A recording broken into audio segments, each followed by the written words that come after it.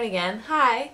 So, this is another question corner video. So this one is from lissheim or however you say it. I'm not really sure. So a little while ago, lissheim asked me, people say Japan is so expensive to live in, but I've heard that's basically a myth. Is it true or not?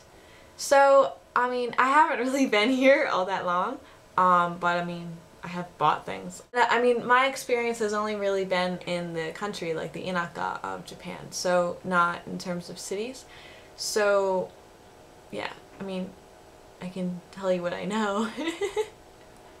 So, basically, I'm gonna add some video that I took today at the supermarket, just to show you some random prices of random things I walked by.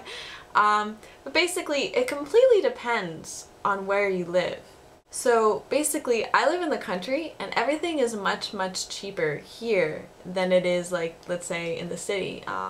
Like my rent is about maybe $530 a month, equivalent, maybe? I don't know. My friends who live a little bit closer to the city, but also in like the same type of living situation, like we both live in Leo Palaces, but they pay around $600 a month. So, and they're not even like in Osaka City. They're still in like the country. So it really depends. But keep in mind that while housing is cheaper in the country, you do need like better access to transportation, I guess, if you're not going to be driving. Like where I live, I'm lucky enough that I live close enough that I could walk to the train station, but like there are definitely places in the country where there are no train stations nearby, or maybe not even buses, you know, like they're just, you need a car or a bike to be able to get anywhere. And that, you know, would cost some money. I mean, bikes initially, but cars definitely. I can tell you, I mean, not from my own experience driving, but I can tell you that driving cars here is pretty expensive. Like gasoline prices are high, and like the tolls on highways are pretty expensive. I mean, that being said, I guess if you're not really near any sort of transportation, it's probably worth it. In terms of like food, Japanese food tends to be pretty cheap, depending on, you know, what it is that you're buying.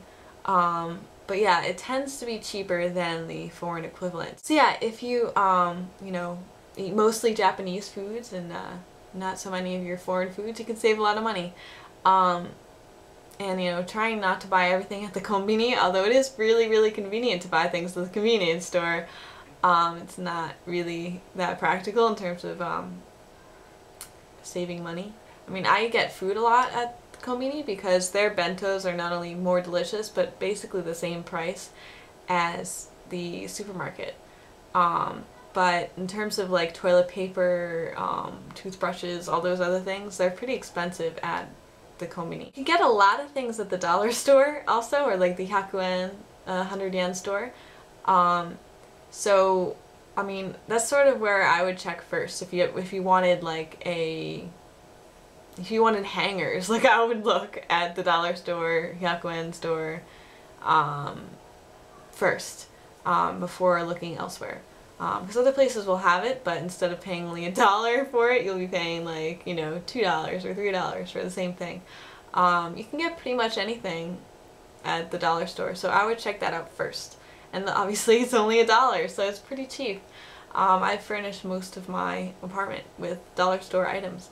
I don't know. I mean, it really depends. I mean, Japan can be as expensive as you want it to be, or as cheap as you want it to be. And that's pretty much the same anywhere. I know Tokyo is pretty expensive, but I think that's expensive if you live like in inner city Tokyo, but if you lived in the suburbs outside of it, it's much cheaper.